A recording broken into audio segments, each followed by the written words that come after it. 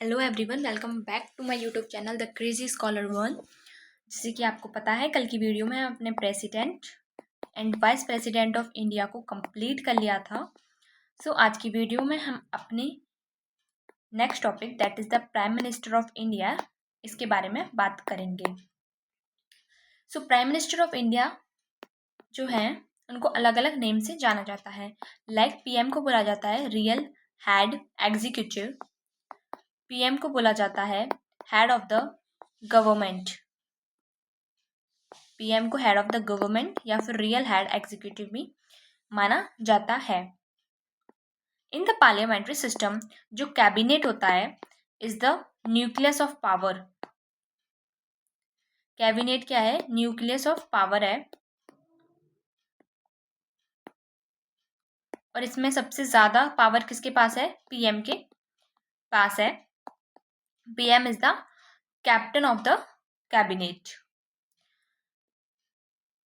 क्योंकि parliamentary system में सारी पावर पीएम के पास होती है, इसीलिए जेनिंग्स ने इसको प्राइम मिनिस्ट्रियल गवर्नमेंट भी कहा है।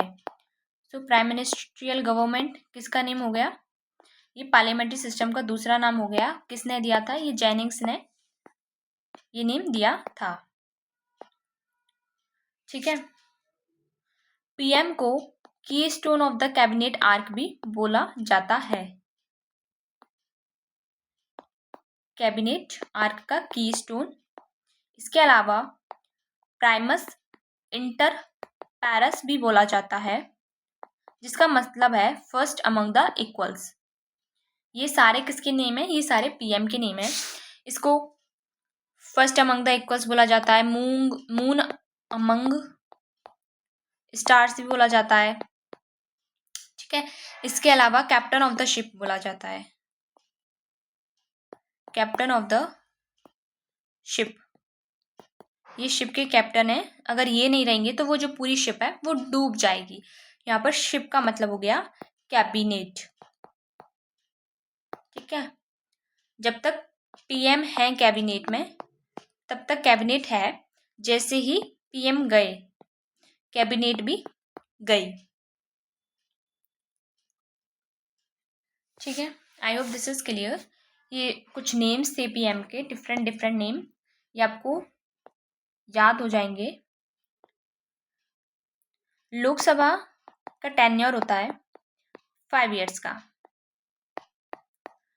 लोकसभा का जो टेन्योर होता है वो 5 इयर्स का होता है। 5 साल खत्म होने से पहले ही इलेक्शंस होते हैं इंडिया में। इलेक्शंस होते हैं इंडिया में, election to the Lok Sabha in whole the country. तो इसके लिए क्या होता है? पूरी जो हमारी इंडिया है उसको टेरिटोरियल कंस्टिट्यूएंसीज में बांट दिया जाता है। टेरिटोरियल कंस्टिट्यूएंसीज में बांट दिया जाता है। इस प्रोसेस को बोला जाता है delimitation. This is known as delimitation. Territorial constituencies यानी कि एक बड़े से हिस्से को छोटे छोटे पार्ट्स में बांट दिया जाता है। वहां से अलग अलग इलेक्शंस लड़ाए जाते हैं, और इसी को डिलिमिटेशन कहा जाता है। डायरेक्ट इलेक्शन होता है, और एक कंस्टिट्यूएंसी से एक पर्सन इलेक्ट होता है। इंडिया में 545 कंस्टिट्यूएंसीज हैं एंड 545 मेंबर्स लोकसभा के लिए इलेक्ट होते हैं। फॉर द मेजोरिटी के लिए 273 प्लस आपको नंबर चाहिए, या फिर किसी पार्टी को 273 प्लस नंबर्स चाहिए। अगर 273 प्लस नंबर्स हैं देन वो कॉन्फिडेंस पा सकता है इन द लोकसभा, अदरवाइज वो मेजोरिटी में नहीं है। मेजोरिटी कोई पार्टी भी ला सकती है या फिर कोई प्री पोल अलायंस भी ला सकती है। ठीक है। पार्टी यानी कि बीजेपी हो गई, कांग्रेस हो गई, आप हो गई, ये सारी पार्टीज हैं। ये भी अपनी मेजोरिटी ला सकती हैं। प्री पोल अलायंस का मतलब है जैसे एनडीए हो गया, यूपीए हो गया, ये क्या है, ये प्री पोल अलायंस है। इनमें से कोई भी मेजोरिटी ला सकती है। बस इतना याद रखना है कि रूलिंग पार्टी चाहे एनडीए हो, चाहे बीजेपी हो, चाहे यूपीए हो, चाहे कांग्रेस हो, इनको कितने चाहिए, 273 प्लस नंबर्स चाहिए। और बाकी की जो रह जाएंगे लोग, उनको बोला जाएगा अपोजिशन, उनको बोला जाएगा अपोजिशन, जो कि रूलिंग पार्टी का हिस्सा नहीं है। अब पार्टी है या फिर प्री पोल अलायंस है, उसे लगता है कि हम मेजोरिटी में आ सकते हैं या फिर हम मेजोरिटी में आ चुके हैं, तो जो पार्टी है या फिर प्री पोल अलायंस है, उसका जो लीडर होगा उसको इनवाइट किया जाएगा बाय द प्रेसिडेंट।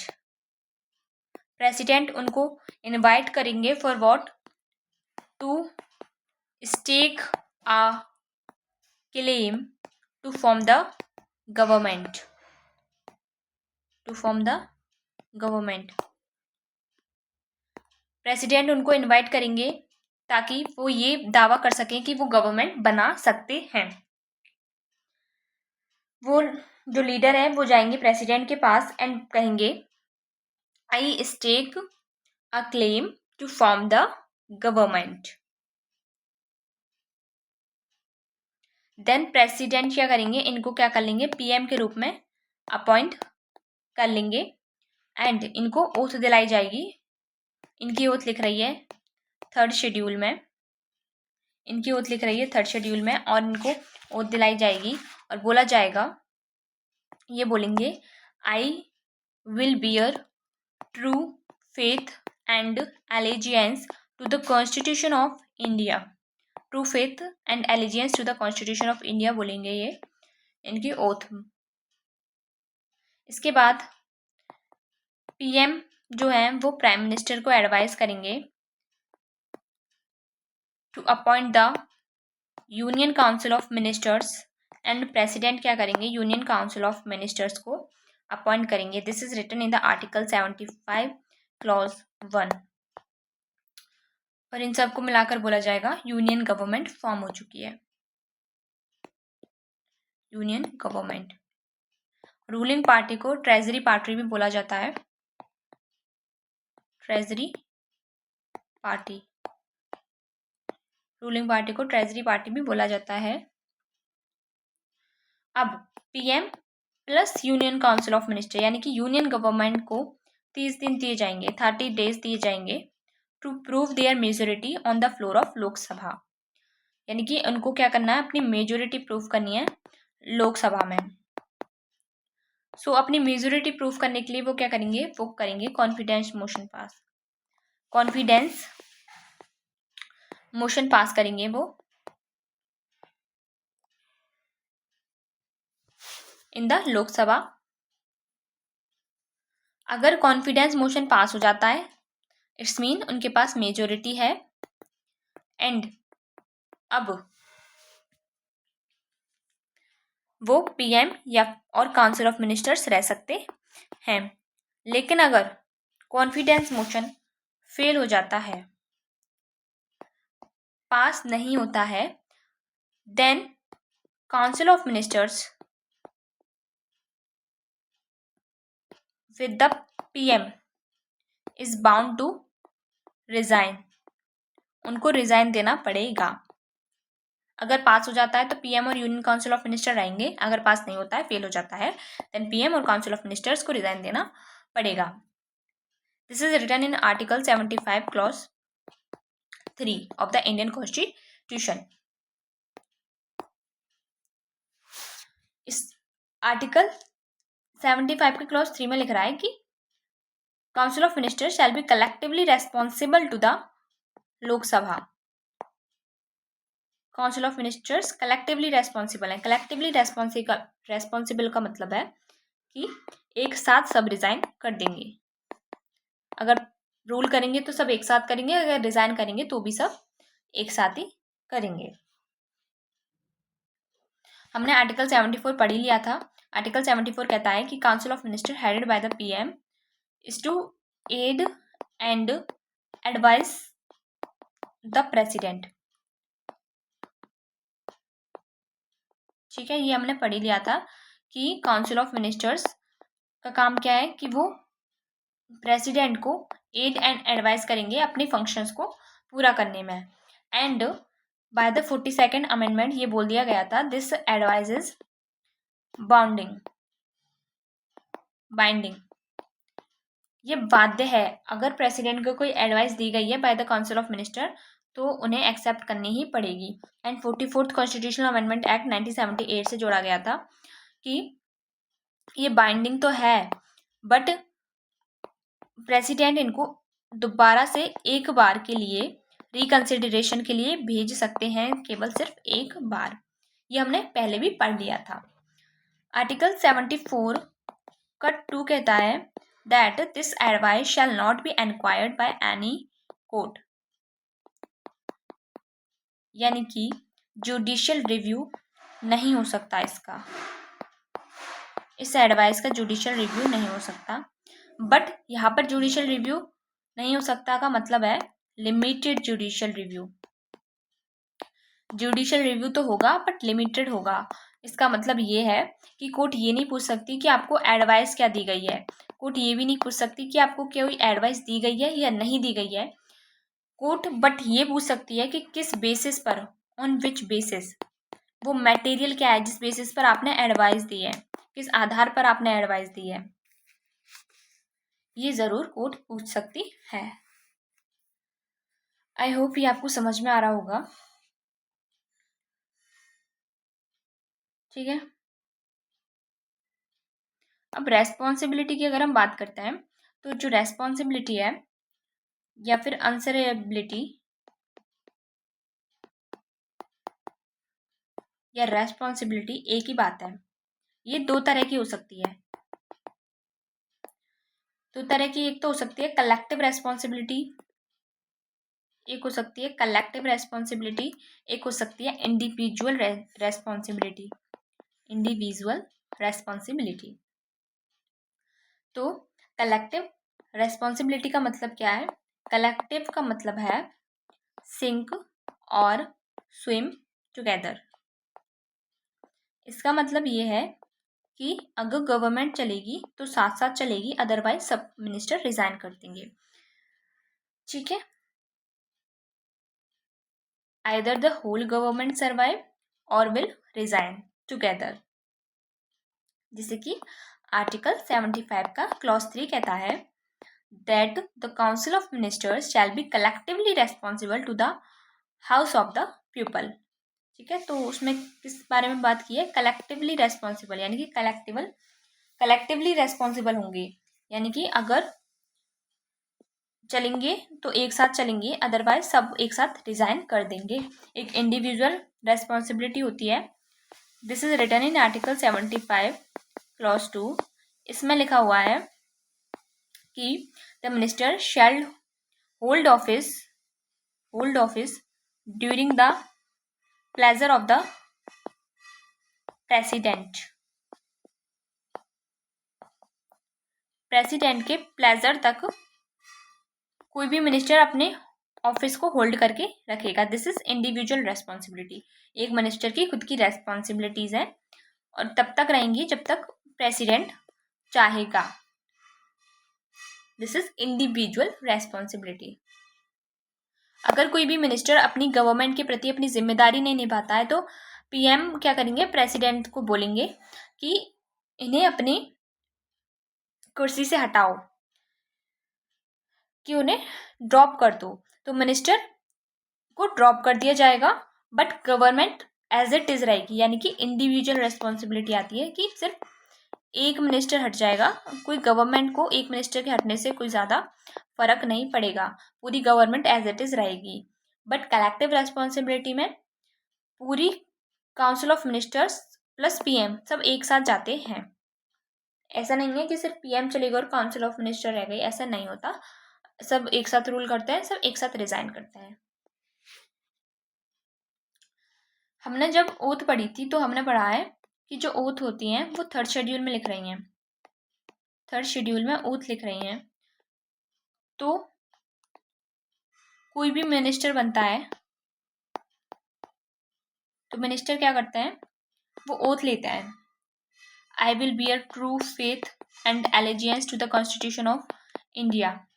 ये सभी मिनिस्टर ये ओथ लेते हैं। इसके साथ साथ एक और ओथ ली जाती है, that is known as oath of secrecy. Secrecy, ठीक है। जितने भी ऑफिस हैं उन जिनके आगे मिनिस्टर लिखा हुआ है वो सब एक एक्स्ट्रा ओथ लेते हैं, this is oath of secrecy. यानी कि जितने भी मिनिस्टर हो गए, यूनियन काउंसिल ऑफ मिनिस्टर्स हो गए, प्राइम मिनिस्टर हो गए, चीफ मिनिस्टर्स हो गए, स्टेट काउंसिल ऑफ मिनिस्टर्स हो गए, इन सब के आगे मिनिस्टर्स लिखा हुआ है, ठीक है। तो ये सब क्या ले रहे हैं, ये एक एक्स्ट्रा ओथ ले रहे हैं जिसको ओथ ऑफ सेक्रेसी बोला जाता है, सीक्रेसी बोला जाता है। इसमें ओथ ली जाती है कि आई विल नॉट डायरेक्टली और इनडायरेक्टली कम्युनिकेट और reveal to any person or persons any matter which shall be brought under my consideration or shall become to me as a minister for the union except as may be required for the discharge of my duty as such minister। इसका मतलब है कि मैं जब तक मैं minister रहूंगा तब तक ऐसी कोई भी बात, मैं किसी ऐसी कोई भी मुद्दा मैं किसी दूसरे वाले इंसान को नहीं बताऊंगा जो मुझे लगता है कि ये हमारी स्टेट के लिए, हमारी यूनियन के लिए कोई खतरा हो सकता है इस बात को बताने से। यानी कि मैं अपनी जो सीक्रेसी है उसको रिलीज नहीं करूंगा, मैं बातों को सीक्रेट रहने दूंगा। ये ओथ ऑफ सीक्रेसी होती है। इसका मतलब है कि अपनी बातों को सीक्रेट रखना। एज अ मिनिस्टर आप किसी को अपनी बातें शेयर नहीं कर सकते हो। जब पीएम को अपॉइंट किया जाता है, प्रेसिडेंट जब पीएम को अपॉइंट करते हैं तो वो लोकसभा का मेंबर भी हो सकता है, वो राज्यसभा का भी मेंबर हो सकता है, और ये भी हो सकता है कि वो एमपी हो ही ना। अगर वो एमपी नहीं है तो उसको 6 मंथ में, विद इन द 6 मंथ उसे मेंबर ऑफ द पार्लियामेंट बनना पड़ेगा। या तो वो लोकसभा का मेंबर बन जाए, चाहे वो राज्यसभा का मेंबर बन जाए, बट उसके 6 महीने के अंदर अंदर उसे एमपी बनना पड़ेगा, नहीं तो उसे पीएम की पोस्ट से रिजाइन देना पड़ेगा, ठीक है। राज्यसभा का भी होगा तो भी चलेगा, बट उसे बाद में लोकसभा का मेंबर बनना ही पड़ेगा, क्योंकि पीएम सिर्फ लोकसभा का ही मेंबर हो सकता है। जैसे मनमोहन सिंह थे, वो पहले किसके थे, राज्यसभा के मेंबर थे। इवन इंदिरा गांधी जब फर्स्ट टाइम इलेक्शन लड़ी थी तो भी वो राज्यसभा की मेंबर्स थी, बट वो क्या बने थे, वो पीएम बने थे। तो इससे ये पता चलता है कि राज्यसभा का भी जो मेंबर है वो पीएम बन सकता है। लेकिन यूनाइटेड किंगडम में पीएम को नेसेसरली मेंबर होना पड़ता है ऑफ द लोअर हाउस, जिसको हम हाउस ऑफ कॉमन्स बोला जाता है। हाउस ऑफ कॉमन्स का अगर कोई व्यक्ति मेंबर है तो वो पीएम बन सकता है, अदरवाइज वो पीएम नहीं बन सकता है।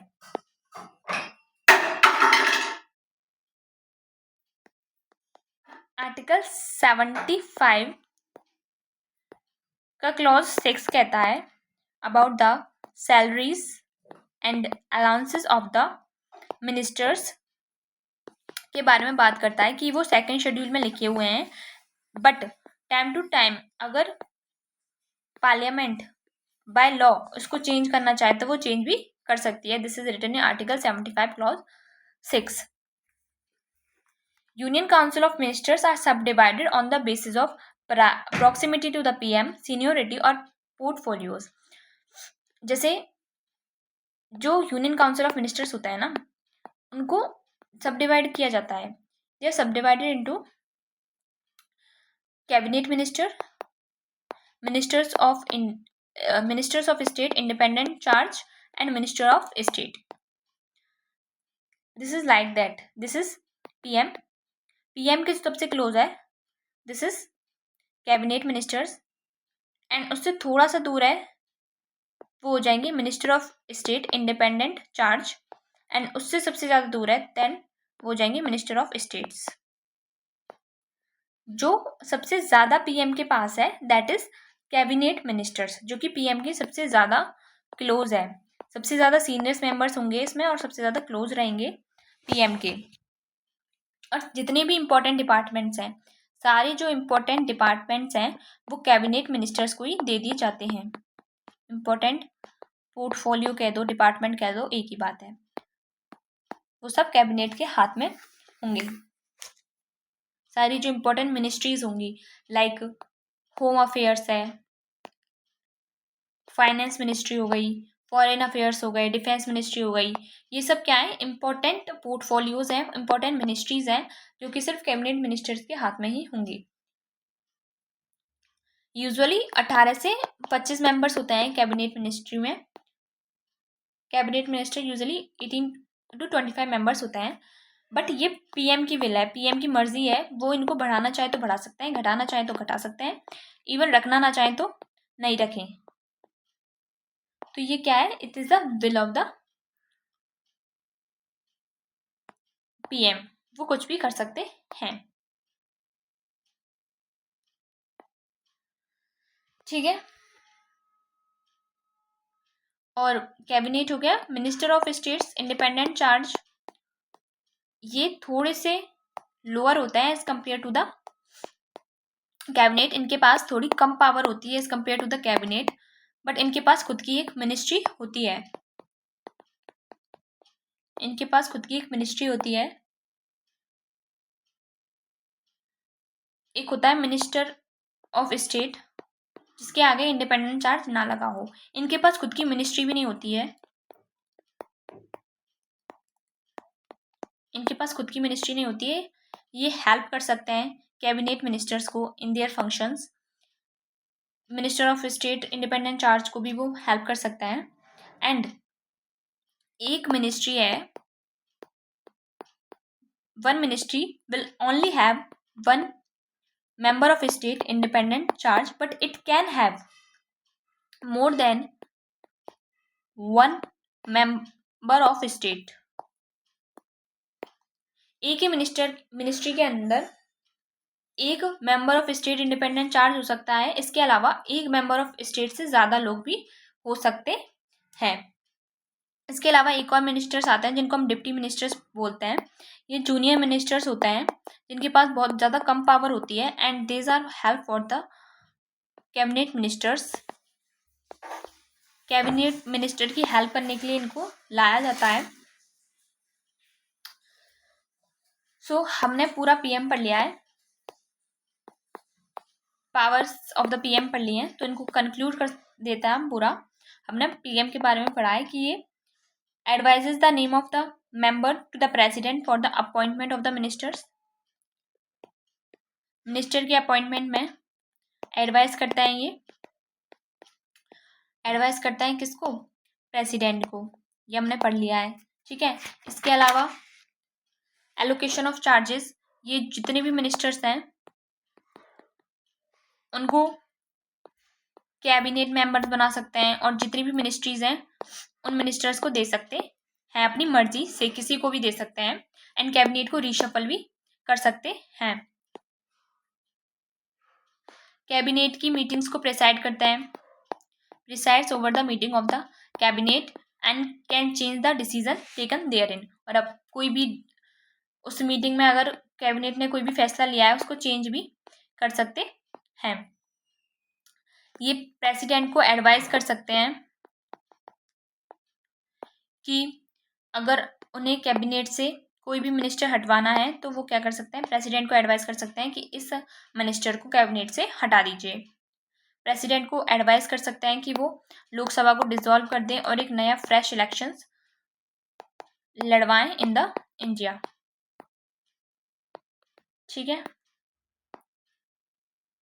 वो कैबिनेट को भी डिसॉल्व करने के लिए एडवाइस कर सकते हैं to the president.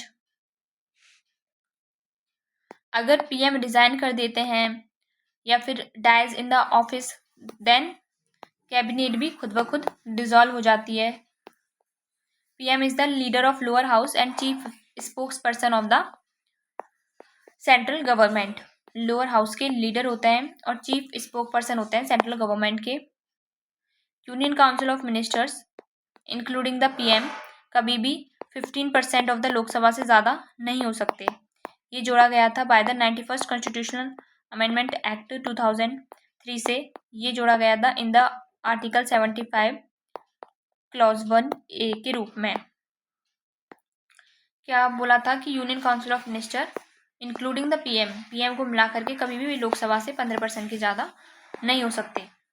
I hope this is all over. PM के बारे में हमने जितनी भी इंपॉर्टेंट बातें थी उनको कंक्लूड भी कर लिया, जो कुछ हमने पढ़ा था वो भी हमने पढ़ लिया है। I hope this is clear to all. एक इम्पॉर्टेंट टॉपिक आता है that is known as the kitchen cabinet. Kitchen cabinet होता क्या है? किचन कैबिनेट से पहले इनर कैबिनेट पढ़ते हैं हम। इनर कैबिनेट क्या होता है? जितनी भी रियल पावर होती है ना वो इनर कैबिनेट के पास होती है। इनर कैबिनेट में पीएम और पीएम के जो क्लोज फ्रेंड्स या क्लोज एडवाइजर्स जो होते हैं, फ्रेंड या एडवाइजर जो होते हैं वो आते हैं। ठीक है, जितने भी आज तक इंडिया में पीएम रहे हैं उन सबके पास अपनी एक इनर कैबिनेट थी, बट इंदिरा गांधी के टाइम पर इस इनर कैबिनेट को किचन कैबिनेट बोला जाने लगा। एंड इंदिरा गांधी के टाइम पर किचन कैबिनेट सबसे ज़्यादा स्ट्रॉन्ग थी, बहुत ज़्यादा स्ट्रॉन्ग थी। जब भी किचन कैबिनेट होगी तो इसमें बहुत लेस मेंबर्स होते हैं, बहुत कम मेंबर्स होते हैं। इसके खुद डीमेरिट्स या मेरिट्स भी हैं। जैसे कि मेरिट्स में आप कह सकते हो कि किचन कैबिनेट छोटी, लेस पावर्स नहीं होती हैं इनके पास, लेस पॉपुलेशन होती है, यानी कि लेस नंबर होते हैं। पावर तो इनके पास सबसे ज़्यादा होती है। ठीक है, लेस नंबर होते हैं इसलिए ये क्या करते हैं, डिसीजन जल्दी ले पाते हैं। डिसीजन स्पीड डिसीजन ले सकते हैं ये। And it can help the PM in maintaining secrecy. Secret बातों को सीक्रेट रखने में ये पीएम की हेल्प भी कर सकते हैं, क्योंकि ज़्यादा लोग नहीं हैं तो ज़्यादा बात फैलेगी भी नहीं। बट इसका नेगेटिव पॉइंट क्या है? It has no answerability. क्योंकि ये कॉन्स्टिट्यूशन ऑफ इंडिया में लिखा नहीं हुआ है इसके बारे में, तो इसके ऊपर कोई आंसरेबिलिटी नहीं आती, इसके ऊपर कोई रेस्पॉन्सिबिलिटीज़ नहीं आती हैं। ठीक है, बट हमारे पास क्या है? हमारे पास है पार्लियामेंट्री डेमोक्रेसी। पार्लियामेंट्री डेमोक्रेसी है तो decision should be taken by the parliament. Decision किसके द्वारा लिए जाने चाहिए? पार्लियामेंट के द्वारा लिए जाने चाहिए। बट ये केवल सिर्फ पेपर्स पर है। पेपर्स पर पार्लियामेंट डिसीजन लेती है, बट एक्चुअल में सारे डिसीजन कैबिनेट ही लेता है। कुछ भी डिसीजन होंगे, जैसे कि डिमोनेटाइजेशन हुआ था, सर्जिकल स्ट्राइक हो गई कहीं पर, तो सारे डिसीजन कौन लेगा? सारे डिसीजन कैबिनेट ही लेती है। बट इसके ऊपर है ना एक डिबेट भी है कि क्या कैबिनेट का डिसीजन लेना राइट है या रॉन्ग है। लोग जो कैबिनेट के सपोर्ट में है वो कहते हैं कि दिस इज राइट, बिकॉज हमें स्पीडी डिसीजन की ज़रूरत पड़ती है। ऐसे कई सारे मामले होते हैं जिनमें हम ज़्यादा टाइम नहीं दे सकते, तो हमें स्पीडी डिसीजन के लिए कैबिनेट का सपोर्ट लेना सही है। बट जो लोग पार्लियामेंट को सब कुछ मानते हैं, जो लोग लेजिस्लेचर को सुप्रीम मानते हैं, वो ये कहते हैं दिस इज रॉन्ग, क्योंकि जो हमारे कॉन्स्टिट्यूशन मेकर्स थे उन्होंने बात किया अबाउट द लेजिस्लेटिव सुप्रीमेसी, तो उसका क्या हुआ? डिबेट एंड डिस्कशन भी नहीं होता है इसमें कुछ भी, तो डिबेट एंड डिस्कशन का क्या हुआ? एंड सबसे इंपॉर्टेंट कलेक्टिव विजडम, इसका क्या हुआ? There is no answer, this is just a debate कि कौन ज़्यादा हेल्पफुल है, पार्लियामेंट या लेजिस्लेचर या फिर कैबिनेट, तो दिस इज नॉट आंसरेबल। ठीक है, एक और पोस्ट होती है जिसको हम बोलते हैं डिप्टी पीएम या डिप्टी सीएम की पोस्ट, या डिप्टी सीएम की post. This is not written in the constitution of India. Constitution of India में इसका जिक्र नहीं है, ऐसा कोई लॉ भी नहीं बना है जो डिप्टी सीएम या डिप्टी पीएम से रिलेटेड हो। ये जो डिप्टी पीएम या डिप्टी सीएम है, इट्स जस्ट अ मिनिस्टर। जैसे अदर मिनिस्टर्स होते हैं ऐसे ये मिनिस्टर हैं, इनके पास कोई स्पेशल पावर या फंक्शंस करने की आज़ादी नहीं होती, ये सिर्फ नाम के हैं। एक केस हुआ था 1989 में, क्या हुआ था? कुछ पॉलिटिकल कारणों की वजह से चौधरी देवीलाल को क्या बना दिया गया था? डिप्टी पीएम बना दिया गया था। ठीक है, उस समय पर प्रेसिडेंट थे वेंकटरमन, वो ओथ दिलवाते हैं चौधरी देवीलाल को।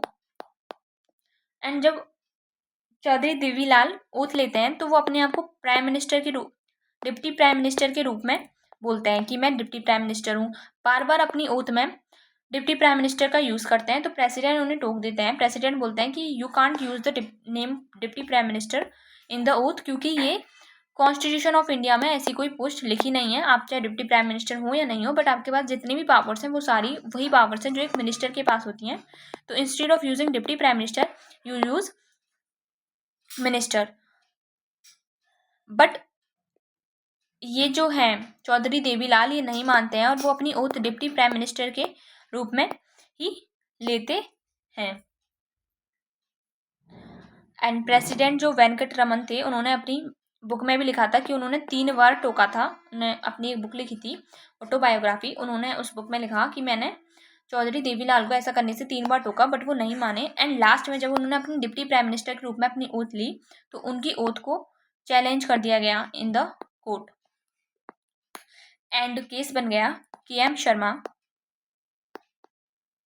वर्सेस देवीलाल चौधरी 1990। इस पर सुप्रीम कोर्ट ने बोला कि deputy PM is just a minister, जैसे अदर मिनिस्टर्स हैं वैसे ही डिप्टी PM है। चाहे वो अपनी ओथ में अपने आप को डिप्टी PM के रूप में बोल दें, बट उस बोलने से उनके पास कोई भी स्पेशल पावर्स नहीं आती हैं। उनकी वही सेम पावर्स रहेंगी जो सारे काउंसिल ऑफ मिनिस्टर्स की हैं। डिप्टी PM बन जाने से उनके पास कोई स्पेशल पावर्स नहीं आती हैं। ये KM शर्मा वर्सेस देवीलाल के केस में बोला गया था। एक और कॉन्सेप्ट आता है that is known as the shadow cabinet. Shadow cabinet क्या होती है, इसको एक एग्जांपल से समझते हैं। लाइक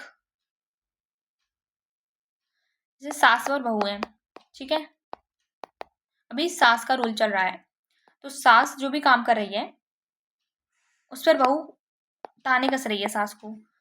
सास कुछ भी अच्छा करने जाए तो बहू ये कहती है अगर मैं होती तो इसको और अच्छा करती, अगर हमारा राज चल रहा होता तो हम ये करते। तो जो भी सास काम करना चाहती है उसके अपोजिशन में ये जस्ट बोलती है कि मैं होती तो इसको और अच्छे बेहतर तरीके से करती, मैं होती तो घर को इस तरह से सजाती कि वो अच्छा लगता, मैं होती तो घर को साफ रखती, लाइक दैट। सास को सिर्फ ताना कस रही है, ये कोई इसकी सास की हेल्प नहीं कर रही है, सिर्फ ताना कस रही है। तो इस पर सास क्या बोलेगी, सास बोलेगी कि तुम सिर्फ ताना मत कसो, तुम क्या करो मेरी हेल्प करो, इसको घर को अच्छा बनाने में तुम क्या करो मेरी हेल्प करो। सेम एज द इस सास की जगह हम रख सकते हैं अपनी रूलिंग पार्टी को, और बहू की जगह हम रख सकते हैं अपोजिशन पार्टी को, ठीक है। तो रूलिंग पार्टी जो कुछ भी करती है, अपोजिशन पार्टी हमेशा उसको क्रिटिसाइज करती है और बोलती है कि जब हम रूल करेंगे ना, जब हमारा राज होगा तो हम उस चीज़ को ज़्यादा बेटर तरीके से करेंगे, हम इंडिया को ज़्यादा अच्छे से मैनेज करेंगे, हम अपनी कंट्री को ज़्यादा अच्छे से मैनेज करेंगे। तो गवर्नमेंट क्या कहेगी, गवर्नमेंट कहेगी don't wait to come in the power, तुम सिर्फ पावर में आने की बात मत करो, उसके लिए वेट मत करो, तुम आओ, हमें सजेस्ट करो, हमारी हेल्प करो अभी। तो अपोजिशन क्या करेगी, अपोजिशन बनाएगी एक शैडो कैबिनेट, शैडो कैबिनेट बना देगी अपोजिशन। एंड ये शैडो कैबिनेट क्या करेगी, सजेस्ट करेगी टू द कैबिनेट, कैबिनेट को सजेस्ट करेगी कि उन्हें क्या करना चाहिए क्या नहीं करना चाहिए। ये जो शैडो कैबिनेट का कॉन्सेप्ट है, this is in the UK, not in the India. ये शैडो कैबिनेट का कॉन्सेप्ट सिर्फ UK में है, इंडिया में ये कॉन्सेप्ट नहीं है, याद रखना। This is a good concept but ये इंडिया में नहीं है। I hope this is clear to all, आपको सब कुछ समझ में आ गया होगा जो मैंने आपको बताया related to PM, kitchen cabinet, shadow cabinet, ये सब आपको समझ में आ गया होगा। हमारी नेक्स्ट वीडियो एंटी डिफेक्शन के बारे में होने जाएगी। मैं अगली वीडियो में आपको एंटी डिफेक्शन लॉ के बारे में बताऊंगी। So thank you so much for watching this video. Video पसंद आया हो तो इसे लाइक करना, अगर चैनल को पहली बार विजिट किया है आपने तो चैनल को सब्सक्राइब जरूर करना। Thank you so much guys.